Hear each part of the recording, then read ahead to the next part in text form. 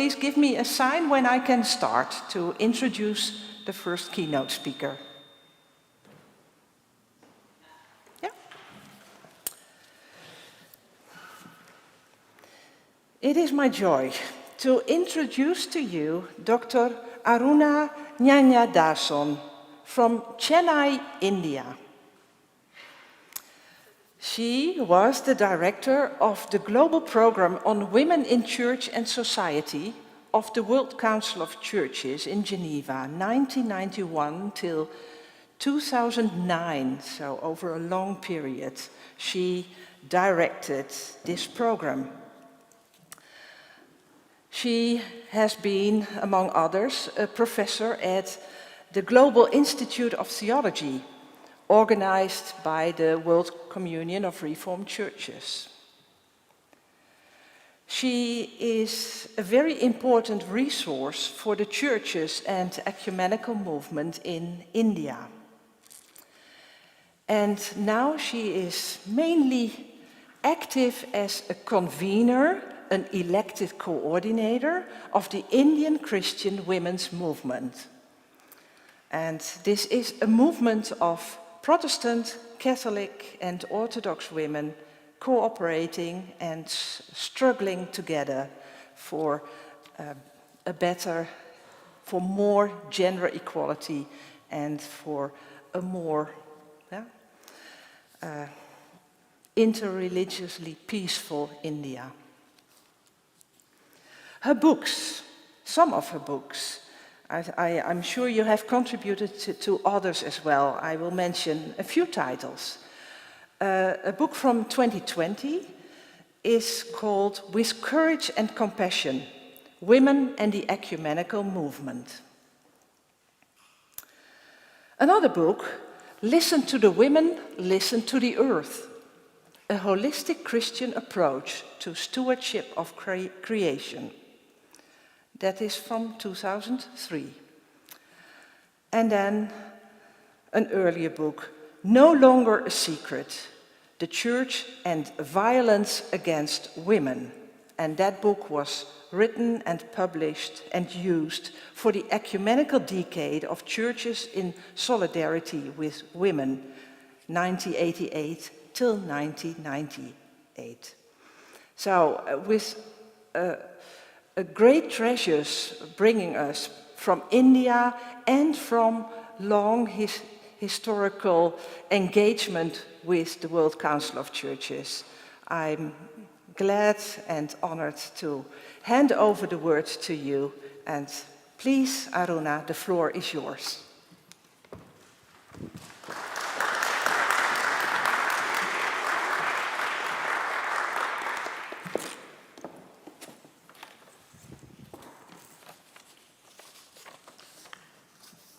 Many thanks to have invited me to be here with you. I felt very honored when I got the invitation, and I almost immediately accepted because the title of the conference inspired me. I just said, not many people are talking about the good life at the moment, so it is very important that we do. And now that I've heard both you, Helene, and the director speaking, I realized just how important it is for all of us to be considering this topic at this time in the history of the world. So thank you very much. I feel honored, and I hope I do justice to this very important theme. I decided that it would be a priority, as I said, and I come more to, I'll come back more. She is coming because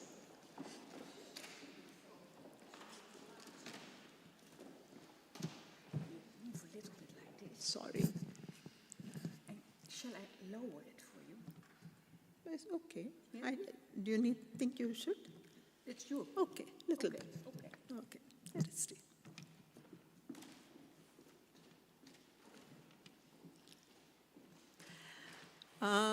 International travel has become more something that you have to negotiate after the COVID, more than it was before. It's very complicated with all the restrictions everywhere and what is required of you, the number of documents I had to carry.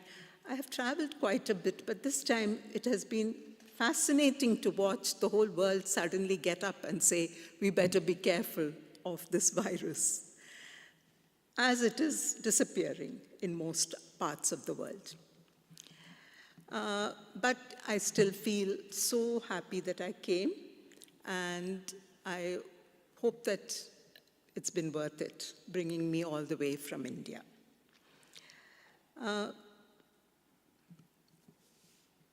Before I go into the text, I want to share this very moving account.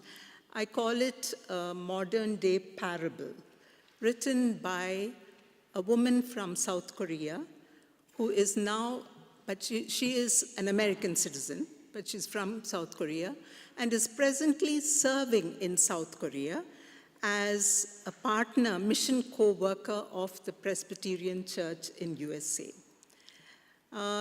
Hae-Young Lee is this woman who writes beautifully of what she went through during this COVID crisis, and many other women and many men too have gone through what she writes. So it is beautiful language and thought. So please listen carefully, because it is a parable, it's not a story. So the language she uses sometimes is a little confusing, but it's very interesting. We have all, definitely in Asia, had to go through quite rigorous, what was called social distancing, and then later on was called physical distancing. And I saw both in the Frankfurt airport and then in Amsterdam how many places this is announced that we follow strict, they don't call it social distancing. There too it's called physical distancing. So please keep, is it 2.5 feet between the next person, and everywhere this has been the language. Everyone living in fear of the virus. So listen to how she describes it. They said, it's very dangerous. You should cover your mouth and stay inside. I curled up as much as I could to avoid being seen by them. I have been holding my breath for so long that they'd never even noticed me. Being inside was somewhat comforting for a while. I succeeded in not being noticed, but my shoulders that had been crouching for a long time were bent and were numb. In the end, I lost myself. I thought I was alone, but right next to me, many people were crouching in the same position as me. I was looking at the amazing sight in front of my eyes, and I made eye contact with her. She seemed to have just raised her head. She stared at me with the same eyes, but was smiling. I felt warmth in my heart, and the warmth turned into a smile. Many of the ones who curled up around us joined us. For a while, as I burst into tears and laughter in joy and happiness, some small warmth gathered into passion, and we felt ourselves dancing like crazy. But without notice, they came again. They were always like this. They said the same thing. It is dangerous and you should stay inside. Each of us began to curl up again. They talked louder and more rudely in their way. My crouch, which used to be comfortable, was no longer comfortable. Sometime later, a warmth crouched next to me and reached out. I held the hand tightly. Then I reached out my other hand and gave it to the warmth sitting next to me. I sent her all the warmth I had left in my heart.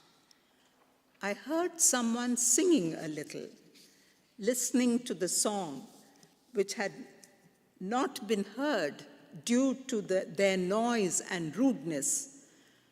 I noticed a small sound of singing coming from my mouth, which before had been tightly closed. Before I knew it, I was singing with my mouth wide open. This time, we grabbed our hands even tighter, straightened our crouching shoulders, and stood up at once. And I started dancing like crazy again. I was so busy dancing that I didn't notice them, but they stopped being vocal and stood idly for a while, then disappeared when we started dancing. I begin this presentation just with extracts from this longer piece written by this woman, because it gave to me an account of what we have been going through in the past 2.5 years, exactly like this. Just as we relax and say, okay, it's over, another wave comes. And in India, we've had 3 waves, and the second wave was worse, much, much worse than the first. Thank heavens, the third wave has not been so bad. So at every turn, we were negotiating life itself. Some 6 million people in the world were infected by the virus who have died, according to the World Health Organization. A virus that continues to mutate and cause havoc, of course, is controlled in some countries. In countries like India, many mistakes have been made along the way. India has the distinction of recording the second highest number of deaths, COVID-related deaths in the world, second only to the US. There are reports that the numbers of reported deaths are not accurate in India, so it may be more. But from all accounts, another wave of the mutated virus could be with us again, hopefully less dangerous, hopefully not as viral as the first 2 waves have been. But I decided to keep this as the theme of this conference, as the title of my presentation, because it is so inspirational. I was intrigued when I got the brochure itself and the title, because most of us, definitely in India, have been concentrating on negotiating life, not in negotiating a good life. So, over the past 2 years, and amidst the tremendous suffering and death that the COVID pandemic has wreaked on the world, some people, like the character in the parable I read, have beaten the virus, determined to negotiate a good life as its outcome, to be able to dance together wildly. Right through the lockdown and isolation, I have presented papers, written articles, preached sermons, led Bible studies for clergy, for church leaders, for youth, for women, all about the challenge to Christians to understand who God is amidst the death and suffering around us, and how we could negotiate life. There were 1 or 2 months when the outbreak was at its peak, when each morning we would wake up to learn of one more family member or friend or acquaintance or a member of our congregation or church losing their life. For Christians in India, being unable to accompany a dying person, perform funeral rites of loved ones properly, and more importantly, not being able to mourn with the family and friends of the person who died, has been a huge burden, especially for the elderly in the country. And they who could not participate in every Sunday morning worship, it was very painful because that community gathering is so important for most Indian Christians. And especially, as I said, for the elderly who even could not access online worship as some did because they just don't have the tools.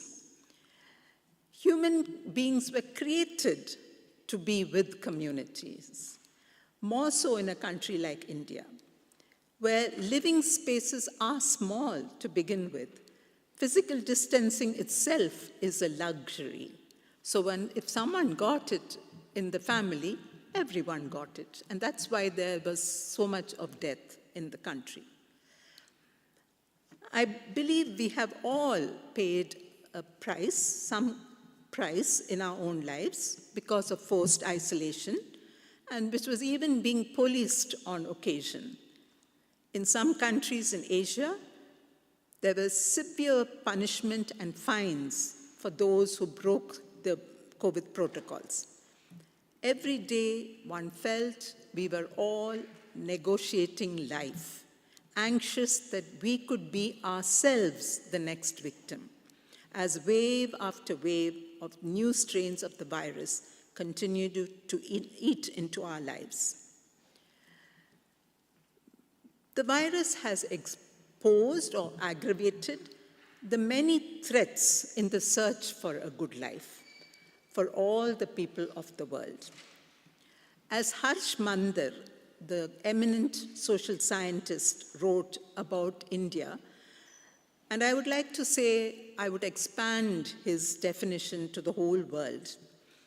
He said, the traumatic months of the lockdowns lay bare many troubling truths about the profound estrangement of people of privilege from the working poor. They reveal a society in which the privileged are extraordinarily comfortable with inequality and wanting in elementary empathy and solidarity. Even today, as many of us, to a certain extent, have put the virus aside, we have to talk about the threats to our solidarity with each other. I give just one example. Many in our world do not have access to the vaccine. According to the World Economic Forum, just 2.4% of the 6.4 billion vaccines doses administered globally have been delivered in Africa, despite accounting for 17% of the world's population. Only under 2% of people living in Africa's low-income countries have been fully vaccinated. And vaccinated people in many countries is still below 1%. Comparatively, 60% or more of the population in the advanced economies are vaccinated. In India, too, we are told that 60% of the adult population are fully vaccinated. Instead of making vaccines universally available, manufacturers are doing what they do best: profit regardless of who dies and who lives. The private sector, including India, where we too have the production of vaccines, the private sector controls almost all the production and distribution of the vaccine. By the end of 2021, leading vaccine manufacturers, Moderna and Pfizer-BioNTech, realized at least $70 billion in combined revenues, mostly driven by the COVID-19 vaccines. The virus exposed this and many other injustices we live with. We have to keep in mind that the world has not yet been able to assess the full impact of the virus or the many new issues and challenges that it has brought on us.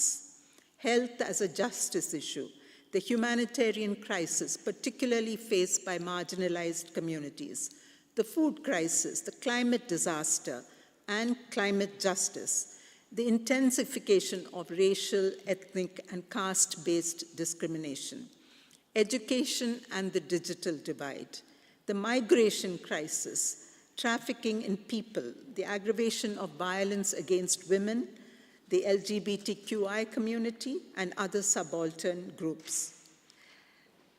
Mental illnesses that have increased steadily, the blatant disregard for the rights of the poor.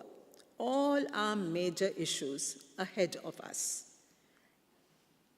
It becomes fully apparent seeing what is happening in Sri Lanka, and I think India too is desperately on the brink of a near collapse of our economies.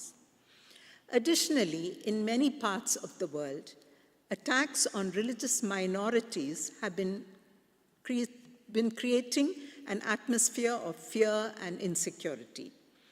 India has witnessed a systematic attempt to spread communal hatred and divide people into religious lines.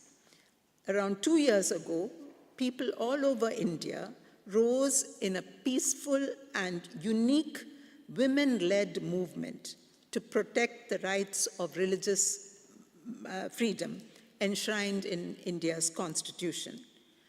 Unfortunately, it was followed by targeted communal violence backed by the Hindu nationalist government in power in response to the movement. Instead of arresting leaders who made hate speeches inciting violence, and this continues, the women and people who worked for unity, peace, and the Constitution are being arrested and incarcerated. Targeted and violent attacks on particularly Muslims, not only in India, but in other parts of the world, should give us pause to reflect. The other great threat to a good life, as I see it, is the wars all over the world. In Europe, the Russian-Ukrainian war. This war, because of its brutality, has occupied all news channels all over the world. It signified that what a dangerous world we live in, and the power of a few political leaders have to literally blow up the world if they so decide. Of course, we take refuge in the fact that there are many more deterrents that have been set in place after World War II, and diplomacy has been growing, is a growing force, but it also sees the increasing abuse of power and almost daily coverage of conflicts by the media. We come face to face with the almost calm and seemingly inevitable use of guns and bombs to make a point as to who has the more power. That is simply the only point that is made. Violence at every level seems to be an acceptable way of life. We see the use of force from the domestic level to the national level and also at the international level. To defend or protect a country or territory with aggression is considered both appropriate and necessary, including my government.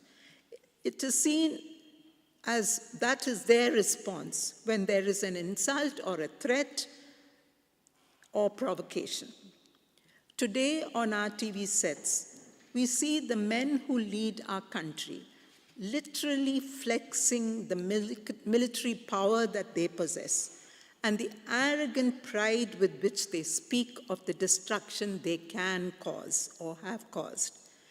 While there are women in this mix of the leadership of our nations, it is still very much a male domain. In the past decade, especially during more recent years, public attention has shifted towards examining many of the norms and institutions that protect much of the toxic masculinity that has plagued the world. Our workplaces, universities, classrooms, homes, and broader society up to political power and the battlefield. Masculine beliefs about protection and honor can carry over from the individual level to the global level through increased support for aggressive policies and wars. Such a view leads to the common belief that the capacity for violence, military might, nuclear weapons, etc., is necessary to maintain safety and security. A very questionable theory which we should challenge and question. Additionally, it is important to recognize that wars, including this present one going on in Europe, are fueled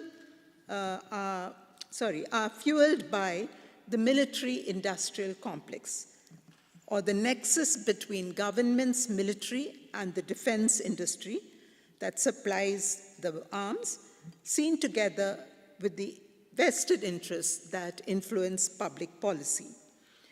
A driving factor between the relationship between the military and the defense-minded corporations is that both sides see a benefit in that. One side from obtaining war weapons to arm themselves and supposedly to protect the citizens and gain power, and the defense industry that rakes in the profits. On another point, it is of concern that most of us do not even know that 80% of the ongoing active wars in the world are in Africa and Asia. Some are long-standing conflicts, such as the Israeli-Palestine conflict.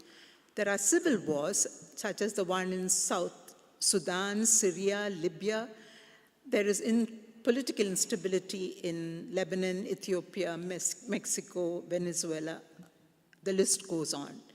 It was alarming and downright racist to hear reporters claim that the brutality of what was happening in Ukraine was particularly repugnant as it is happening, in their words, in the civilized part of the world. It was a comedian of South African descent, Trevor Noah, in the US, who first called out the double standards in media coverage of the crisis in Ukraine, in comparison to devastation in other regions of the world. Noah sharply criticized TV reporters who were stunned by the violence unfolding in a relatively civilized, relatively European country that is not a developing third world nation. And those are quotes from the reporters. In other words, the wars in most of the world were overlooked because they seemed inevitable and normal as they were happening in the two-thirds world. Of course, this is not to downplay the war in Ukraine and the role played by Russia, the US, and Western powers, the military-industrial complex, in causing so much death and destruction. I move to where we can find hope. Out of the chaos, God's creative activity can flourish. In this context, let us reflect on the chaos from which God's creative action took place as recorded in Genesis chapter 1. We must read the creation story as a love story of God's love for the earth and all beings, human and other. the motive of creation runs through the Bible, ending with the new creation in Christ. It was out of chaos that God created the earth, and then each day God added all that gives life to us and all that makes that life on this planet livable. Light and darkness, day and night, water and land, as well as vegetation and all that provides us food and sustenance. Then the birds of the air and the fish of the sea, animal life, and finally human life. And at that stage we read that God saw that it was good, almost as if God admired God's own handwork. It includes a day of rest. God loves the world and put us as humans here to nurture it, use it prudently, and ensure that we too would love the world. This COVID pandemic and the wars are giving us a second chance to be gentler with the world and each other and all of God's creation. Maybe we can allow God to bring some new order into the chaos of the world, instead of yearning to get back to our old and careless life as Christian communities, afraid to step out, hiding in the upper rooms in self-contained communities. It seems to me that the people of God, the Laos, are in fact all about this ancient self-understanding of community being identified by a common allegiance to a shared purpose and power, and to creating community anew with a new agenda of action in the world for health, healing, and wholeness, which is more commonly translated in Christian circles as salvation. We are called to do liturgy by being ambassadors of salvation to the world, to the pandemos in a pandemic. There's no need for despair and for feeling helpless and deserted. We can be empowered by the power that defines us as the Laos. We can anchor ourselves and the world in a few Jesus Christ-like values that mark the people of God. Do justice, love mercy, walk humbly, give food, give drink, give clothing, give healing, and yes, give God's presence to the world. It is more than reminding the grieving to not weep, for God is with them. It is about living the promise of being the presence of a Jesus who brings new life during the chaos, heralding the new creation. So how do we negotiate a new life amidst crisis? The alternative world order has to ensure that all the world can have a good life, not just a few of us, not just us, so that all who have been crouched into themselves can stand up together, holding each other up, and can together dance, each to our rhythm and style.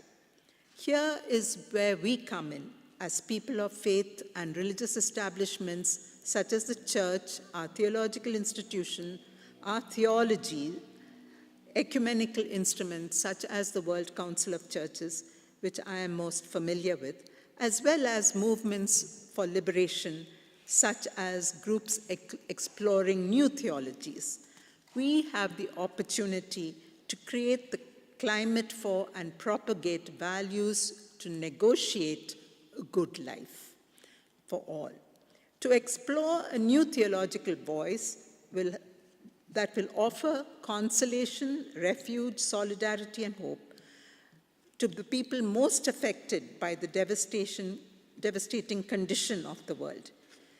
Every theological theme, every branch of theology needs to be rejigged. Surely our understanding of suffering, healing, death, and redemption, and more, all need to be looked at anew, based on the destruction this pandemic has wreaked on the world, particularly on the lives of the poor.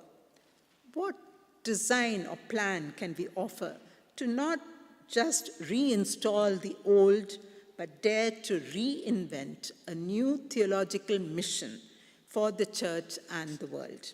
A new framework ought to include, in my understanding, some dimensions. You may add more during this conference. One is affirming the centrality of justice in the New World Order. One of the strongest messages we need today is to reclaim the centrality of justice in our world. In many places, the focus on defeating the virus and responding to the wars gave governments the license to revoke many hard-won policies and rights to free opinion, to speech, to dissent, but also protective laws were revoked in countries like India, threatening the lives of farmers, workers, and even students and activists. As we move into a new phase in the life of our societies, we must claim the urgency for justice from our democratically elected governments and between us as citizens. As I said earlier, we have seen in the past 2 years a deepening of divisions between us as people within our societies, but also between nations. The Catholic priest, Diamond Omutu, sees the growing signs of injustice as not just the denial of death, but the denial of life's true essence.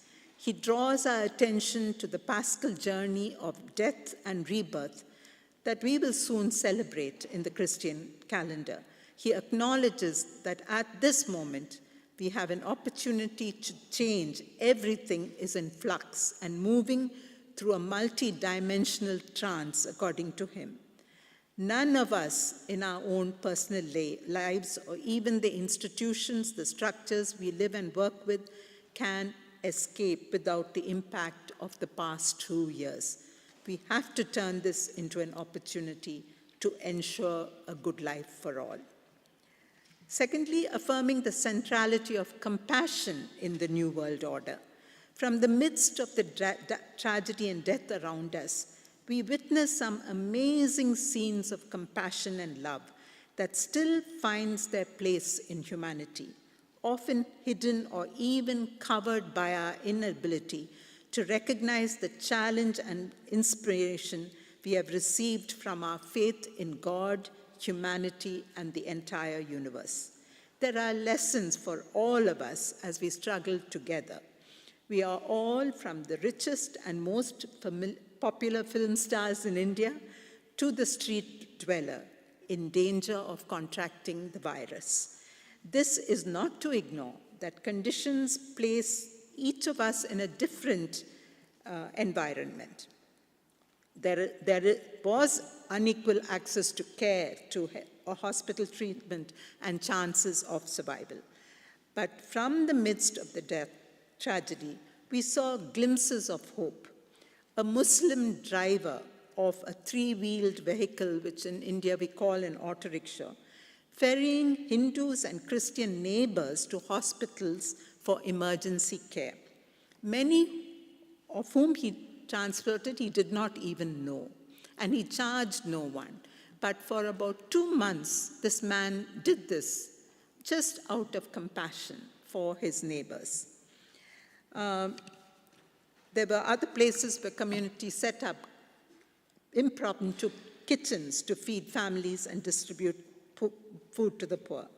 Of Hindus helping Christians to find a burying place for their beloved dead ones.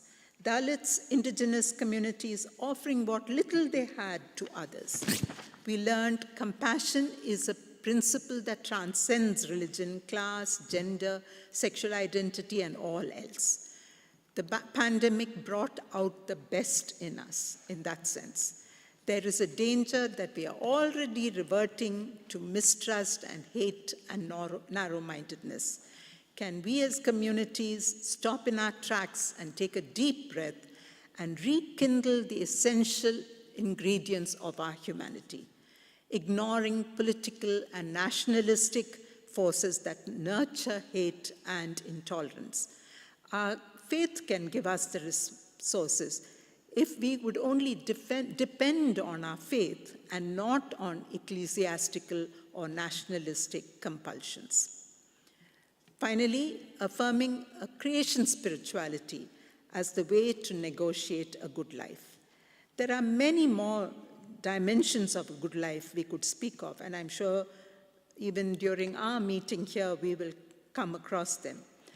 Diamond, the Catholic priest I spoke of earlier, and there are many others, urge us to embrace a justice-based spirituality.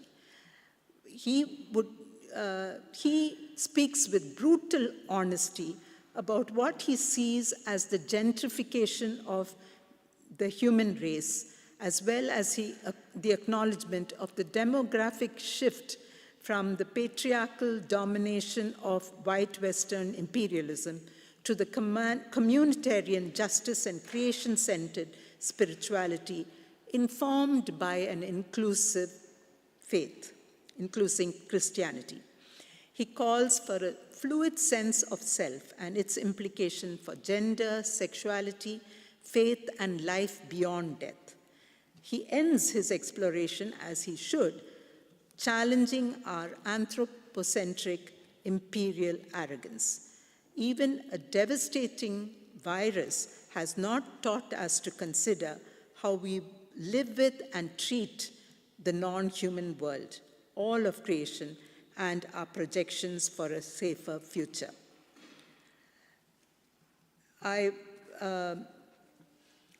We all recollect images from around the world of the animal world reclaiming its home, of animals venturing into cities, busy streets, and almost saying, this is our space, you leave now.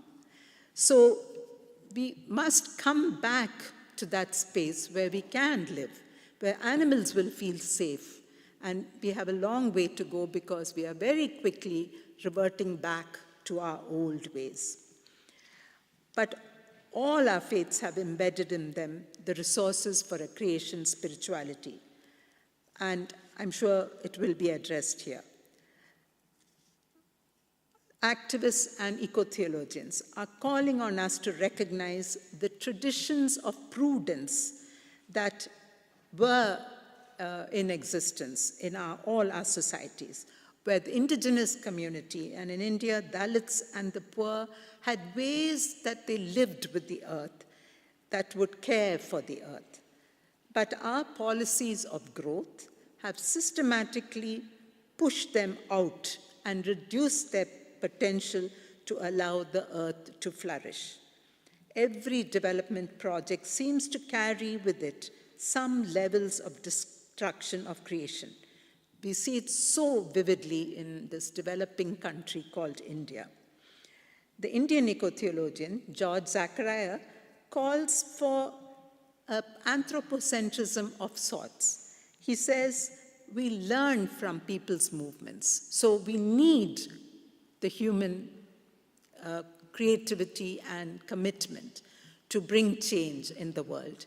And therefore, he urges us to take a more anthropocentric view that will consider the work of those who are living with the earth carefully and who are teaching us all how to live with the earth.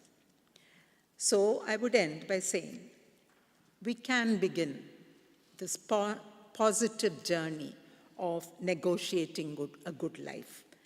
Let us move forward in faith, and if possible, let us move together. Thank you.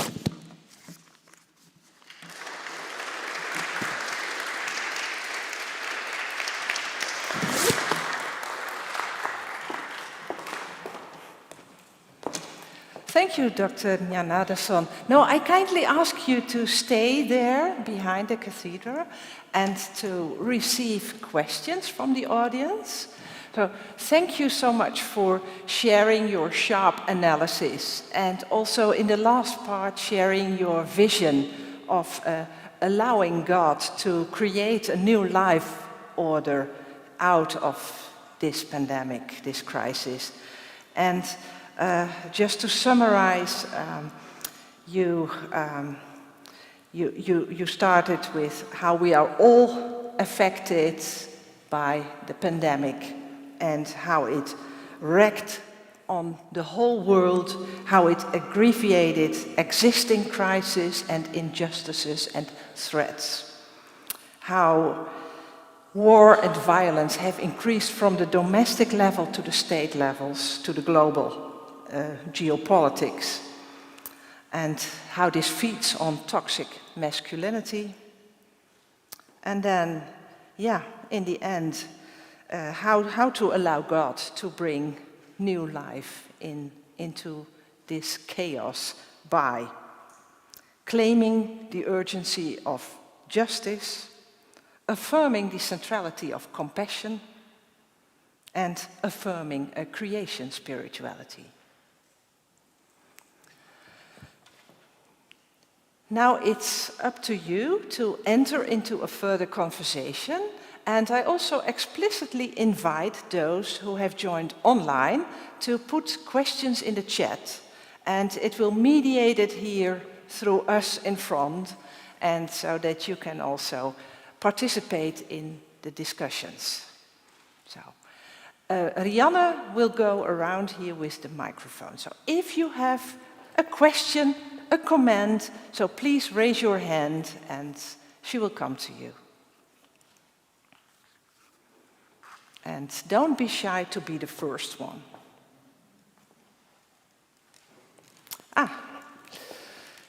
Cynthia Rigby. Thank you so much for that marvelous lecture. I'm not going to call you Aruna because I can't pronounce her last name. I need more sleep and I'll practice. My question is about compassion. I'm all for it. And I like the tripartite emphasis on compassion and justice and jet lag, no sleep, eco-theology, spirituality of creation. I'm wondering if in addition to working for these things, we should work for them by recognizing where they are. I'm trying to think practically speaking, how do we go after being more compassionate? And I thought of this because last week, when Judge Jackson was being questioned for the Supreme Court Justice in the United States, Ted Cruz asked her about compassion. He really pushed it on her, pushed the question. He said, "You're so compassionate toward people who are in jail. Are you going to let them all out and let them beat everyone up and kill us all?" Things like that. And she, this is what was more troubling than that, is that she denied that she used the word. She said, "I never used the word compassion in that context." I'm thinking now that she had to do that because she would have bought into what he was saying. But maybe we should write letters and get our theological language back and not just, I notice in public theology we try to be more generic. Maybe we need to reclaim our particular language. Because we are afraid to recognize compassion as a political, I apologize that I'm being so irresponsible. We are failing to recognize that compassion can be a political tool. You know, when it is a Muslim auto driver, a poor man, an auto rickshaw driver earns really such a small sum of money a month, and yet he takes this decision to take people who normally may not even get into his auto because he's a Muslim.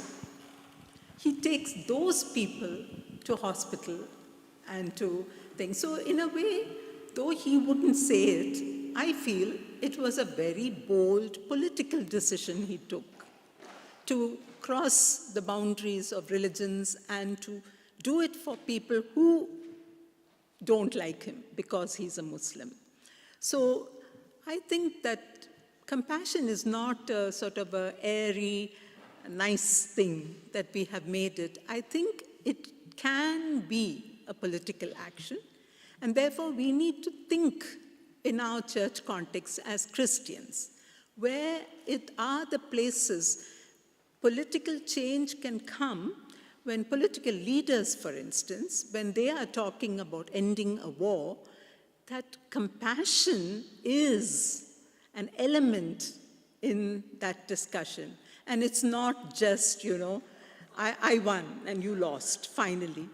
But to see how we can take the people together, warring people together, to create a community, a new community, for them and for all of us.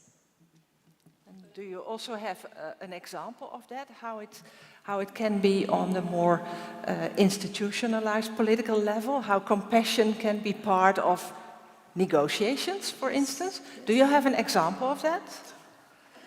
I don't have immediately, but do say.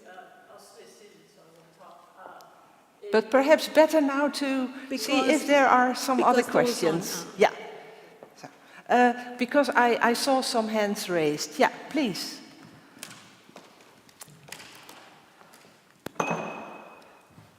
Thank you. My name is Lia. I'm from Indonesia, and I'm research about human trafficking now. And it's really interesting for me when you said about reclaim centrality of the justice. Because I saw, Christianity church go to the victims and hear the victims' voice. But after that, the church only obtain theology in theory. But I think it's important, after we hear the voice of the victims, with the voice of the victims, we bring the voice to the center of decision making. Because power, money, and policy is in the center. So after we go to the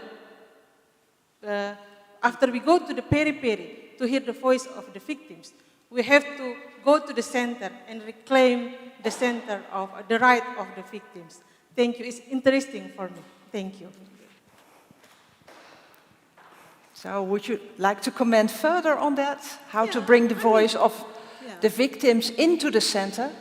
I think that's a very good point, because as Christians, we're very good at helping the victims, We always do take a positive attitude to that. We feel that where there are victims, the church should be there with them.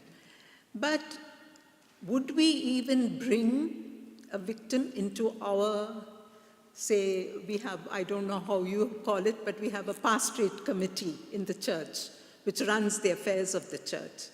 Would we have the courage to bring victims and let them say, just let me give you an example, domestic violence victims in the church who the pastor has gone and prayed with, etc. Would he bring that woman into the church fellowship, the decision-making body, to influence a decision on how the church is going to respond to the issue of domestic violence? So these are very challenging questions, because most places we won't. We see them there, what we must do to help, but it stops with that thing. We don't take the next step to end that kind of discrimination or violence or whatever. So yes, it is a challenge to the church to allow its decision-making to be muddied by victims coming and joining in the discussions.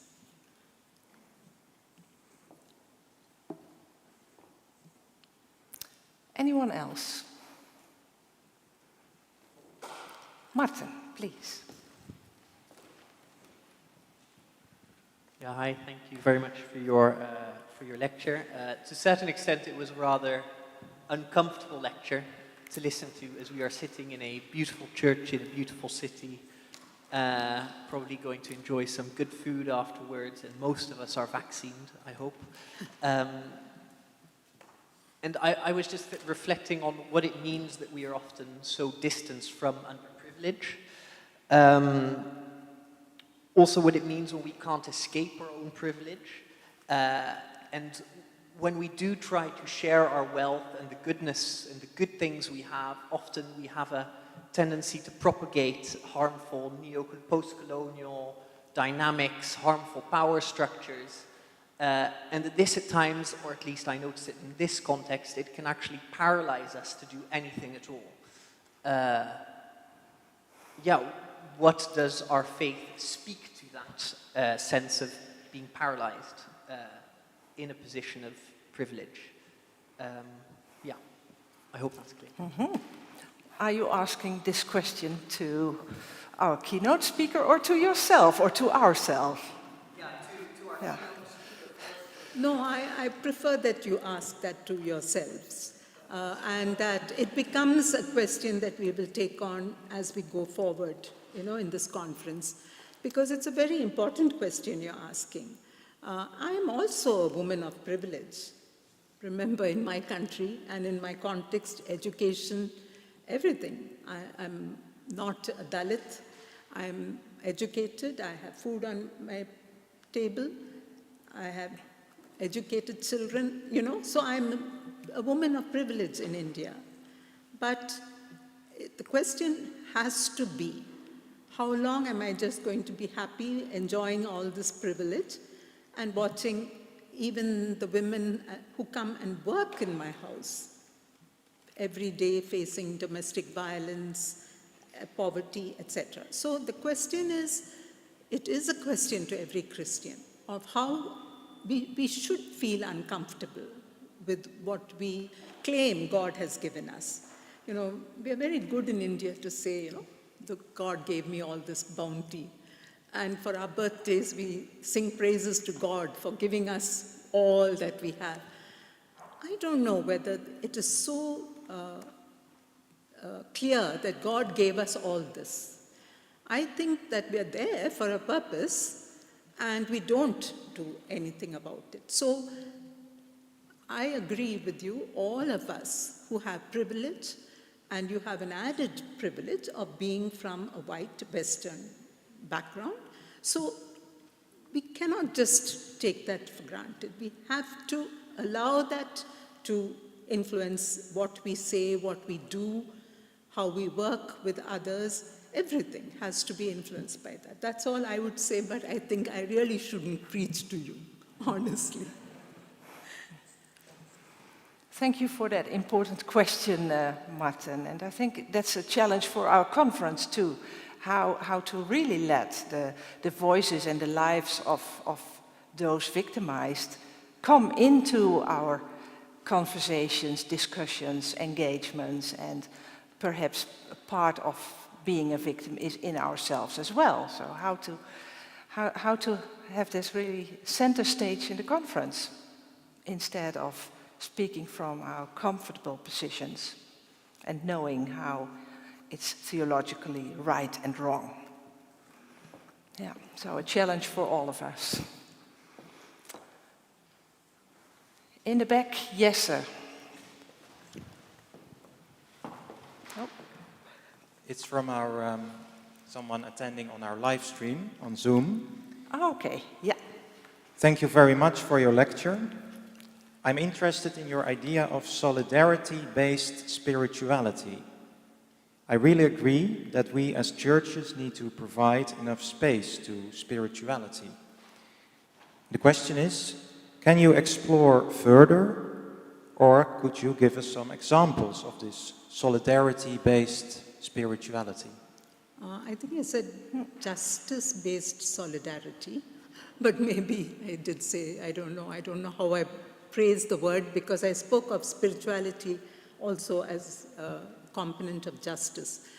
For me, it is the word spiritual we have spiritualized, in the sense we've taken it away from real life, from influencing how we behave, how we act, how we pray, how we conduct ourselves in the church. Everything, we have made it into a sort of a whole structure beside the world. It's not part of the world. And that's the problem. So if you speak of justice-based spirituality, it is a spirituality which recognizes the power of God and the Bible and God's creation to create a new world. And we offer ourselves to that spirituality to help in the creation of a new world. So that's how I quoted from a theologian who said that. So it's a matter of redefining how the church has used spirituality. It's been spiritualized and not as, for me, everything must be turned into a political tool. You see, the spirituality for combat, you may have heard about this. This is when the racism, anti-racism movement was growing, and World Council of Churches had its program to combat racism and later on casteism. When this came up, it was a challenge to the church to not talk about racism in a very, just as whites against blacks or things like that, but to recognize the multidimensional aspect of racism and that there are some people who are privileged. So it's not just to talk about racism in South Africa, but to talk about racism in our midst, in our churches, in our societies. So this was the challenge which came from that whole program called the Program to Combat Racism. And then this expression was used that the church must talk about it as a value of its life, the anti-racism work, and not just as something which you do for people out there in South Africa. The European churches were very active in the overthrow of apartheid. You must know that. It was the churches which did a lot for ensuring that racism was overthrown, the apartheid was overthrown in South Africa. But when they were confronted with that question to themselves, the racism is not out there, it's here. Then there was a lot of uneasiness, the discomfort that we're speaking about. Then South African theologians developed this concept of a spirituality for combat, that we need the spiritual strength to recognize that all of us abuse privilege and that we need to talk about it wherever we are.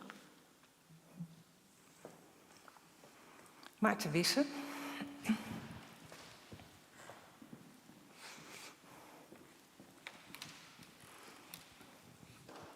Thank you very much for your lecture. The title of this conference is Negotiating Good Life.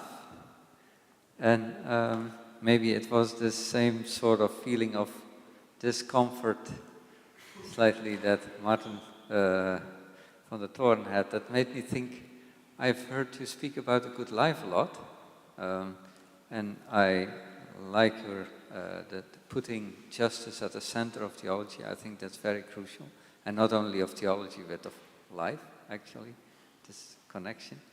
But you didn't, to my feeling, you didn't speak so much about negotiating.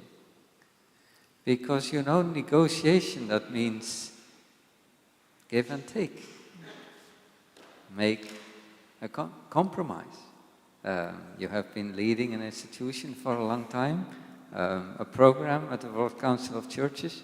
You know, as a leader, and me as a rector, for example, you can't reach your goals all in one day. So that means if you want to do justice and you want to negotiate with it, you'll have to make compromises. And especially with justice, that's terribly hard. Because you know that if you make a compromise to justice, you're going to allow for certain levels of injustice. And could you say a bit more about how you see that? How would you integrate this negotiation in this spirituality of justice? I mean, I think we do have to negotiate, But the only clear thing for me is that we have to do it Jesus' way. When we negotiate good life or we negotiate justice, there is a tendency to say we can go only that far, we can't go any further. But I don't think Jesus would have said that. So I mean, it is hard. What I'm saying now is even more hard than what I said earlier. But if we are serious about change in our world, then the churches and Christians should lead the way in saying, if Jesus came into our midst today, how would he do it? And do it that way. I really feel that he overthrew in the temple, he cleansed the temple of things. He healed the wrong people in the eyes of the world. He moved with the wrong people, and he said the most outrageous stuff for a religious leader to say. He said it all, he did it all because he believed that that's the way change was going to come. So I think this may sound very naive and stupid, but I believe that too often as churches, we say, okay, we can go that far, but not any further. With the ordination of women, we can go this far, but bishops, not that far. Or with the inclusion of the gays and lesbians in our church communities, yes, but. There's always, certainly in my church, I hear it all the time, this yes, but. So I think we just have to ask ourselves, what would Jesus have done? And in fact, in one of the National Council of Churches conferences on the issue of the gays and lesbians, one of our pastors enacted a little scene of how the gays and lesbians were being kicked out of the church by congregation members. One member saying, he's the leader of the pastorate committee, and he believes that there must be order in the church. So without a proper discussion, you can't allow these people into the church. So the pastor took the role of Jesus on the cross. And this fighting was going on in the congregation between the elders and the people. Jesus came down from the cross. He went down and he held all the gays and lesbians and said, come, this is your house. You belong here, not out there. So it's a small drama, but it was to show that that is the way Jesus would have behaved. He wouldn't have had a committee meeting to decide, which is what our churches will do. Immediately a commission will be set up, a committee will work on it, and then they will say, this far but no further. So on every issue, we have a tendency to compromise. And that's the word you used. I think it is, yes, sometimes compromise becomes the inevitable. But as long as we say we are being disciples of Christ and following what Christ would want, there has to be a conclusion in favor of the victims. Really, if the church doesn't speak for the victims, who will? It's a clear answer. And can a rector live with that? No. We leave it to you for now. It's very easy. I'll say all these outrageous things and I leave, just like Jesus did. Yeah. What would Jesus do? Yeah. Okay, I see a question here and also a question there, and I think your questions will be the last questions. So please, go ahead. Oh, and also you, Christian. So then please, if you can keep it short, then you can pose your questions one after another, and Dr. Aruna can gather them. These questions is like, it's been my mind for a really long time because I struggle with it. And you talked today about negotiating good life. I feel like it requires an effort from all parties. Like, for example, when we think in terms of victims and an oppressor, maybe an oppressor needs to repent or an act to rectify, whereas for a victim, it may need an intentional choice of forgiveness. But the challenge is like when one party fails to do so, then how do we negotiate? Because I think to have good life, a negotiation from both is necessary. And especially in terms of oppressors and oppressed, how far can a compassion, where does compassion lay? We all have compassions, and we can side with victims, but how far do we go when it comes to an oppressor? Because as a Christians, I think it's just not to do with victims, but also with the oppressor. I would like to have a view. Can you memorize the question? I won't, sorry. Yeah, Okay, and okay. just write it down Yeah, in some notes or keep it in your head. And then we ask also Christian and our Hungarian scholar to ask the questions. Thank you so much. That was a very enriching lecture and very grateful to you. My question is, in this negotiation, is there any space for what can be called truth or reality, or is just negotiation between human factors and things that is purely, let's say, earthly or human factors? Thank you. Yeah. Okay, thank you for your great lecture. My name is David, and I try to be short. When I first read the title of your talk, The Good Life, okay, my first thing that comes to mind was the good news, the gospel. And my question is, what do you think that these steps which you mentioned can have evangelistic purposes as well? So it can serve as a kind of evangelism to bring people to faith in Jesus Christ. Thank you very much. I'll start with that because it's a nice question. I believe when the the Hindus helped the Christians to find burial places for their dead. That action is better evangelism than anything under the sun. When a Hindu offers to help a Christian, why would he do it? But he believes this person deserves a better life than lying dead over here. He believes that Christians believe in life after death, and therefore there has to be a proper burial.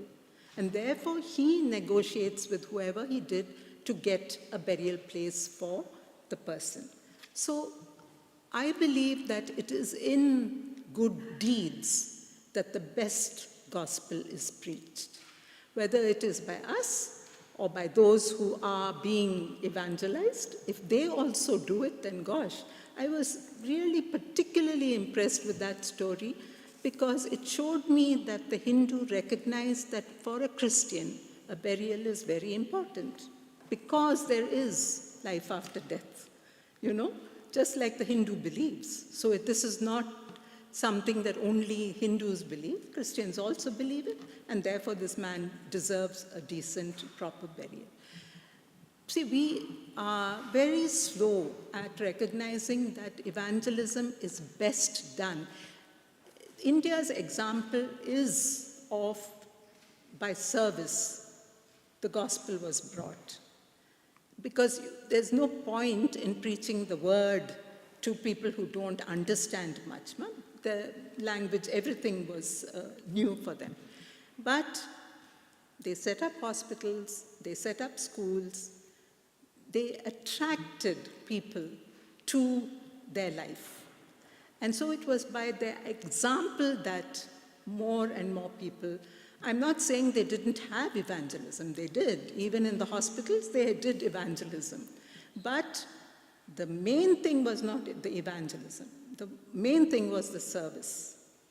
So I think it's in solidarity, in actions where we show by our actions that we are meaning to do something good, we bring Christ into our countries and into our lives.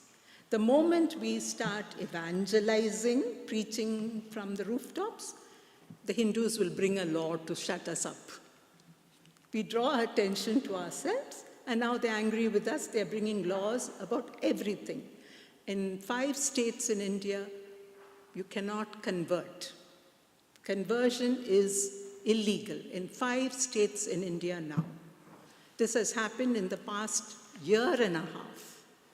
So they don't like the fact that the Christians are growing in numbers. We are not. Unfortunately, tragically, the Christian numbers have not increased much since the evangelism, the mission and evangelism started in India. And yet, they have this fear that because they don't want us to be shouting from rooftops that Christ is Savior, I think we showed much more through our lives, through our actions, than we would do if we just shouted from rooftops. Okay, then a second question, a third question. Do you still remember? Or do you want to ask it? Do you want to ask it again, Christian? Or was it him who asked? Yeah, about, yeah. My question was, what is the space of truth in this negotiation? Is there something that constrains our negotiation? What is the space of truth in the negotiations? I mean, I would say that if we are courageously negotiating for something, we believe in it because that is the truth. A good life for all is the truth. That is what we have been given as a gospel. And we don't treat it as the truth. We treat it as a job that has to be done. We make a department of evangelism and service. We don't see that as what we are about. Our very being as Christians in the world is to bring good life for all. And then the question of Tolin, that was perhaps a difficult question about the oppressed. How far does the compassion or the demand of compassion to the oppressed person goes toward the oppressor? Is there a limit to compassion? They have to. There has to be, of course, all of us need to be compassionate to the other. And that's why I gave you that example of what happened in the time of the COVID. Every religious group I mentioned, because it actually happened that way. So even those who have so far, and now we've gone back. There's hatred everywhere, there's anger against Christians, there's killing, there's burning down of churches, all is back. So hatred very easily spreads in the hands of the oppressors. So it is those moments when we had a chance to change, we must change. Because now it's very hard for the church in India to do anything different unless we have a change of government and, something very dramatic happens. It's true that our situation is really bad just now. And I would say that the churches did not take the opportunity when they had to redefine what evangelism is, what do we mean by the truth and spreading the truth. All these should have been conversations here we were the victims, but we should have had the conversations. I don't believe, recently a Hindu author said, we talk too much about the victims, we should talk to the oppressors. I don't know that Hindu fundamentalists want to listen to us and change their ways. And I don't know there may be one or two. There are stories about one or two of them realizing what a terrible thing they're doing and coming out of it and changing. But those who enjoy that kind of power to be oppressive, to be angry and destructive, find it very hard to give that up. So they need Christ in their midst. But that can't be from us because we are in trouble now. So it is a very tough situation. I agree both sides have to change. I mean, change has to come on both sides for any negotiation to work. And that may be what you are calling compromise, because both sides have to take on a different approach to what they are doing. Like women have recognized that some churches are not going to make them bishops. So they've said, okay, we won't be bishops, but we will wield leadership in other ways in the church, in some of the denominations in India, and have negotiated for that.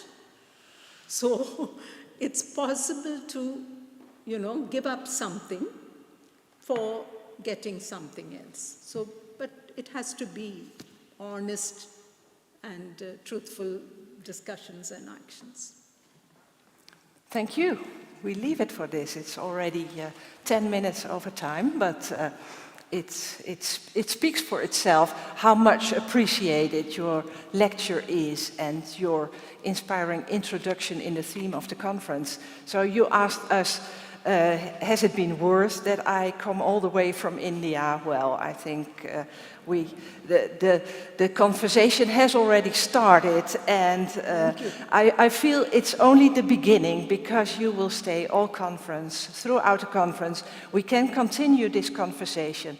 Thank you for speaking with such a bold humility, speaking from the pressures of your context. Thank you. We need it. And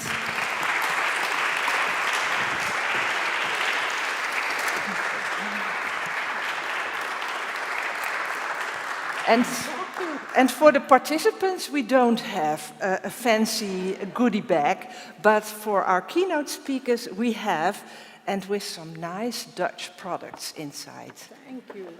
Thank You you. know, somebody told me recently that I always say the Swiss chocolate is the best in the world, and she said, no, it's Dutch chocolate, which is the best in the world. Okay, I hope it's in the bag. I hope it's in.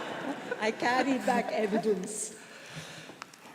For all the conference participants, there is now a reception, time to meet, time to relax, and then at 6:30, dinner will be served. It will be here in the meeting space, so please enjoy yourself and meet one another. And at 8 o'clock, the program will continue with a keynote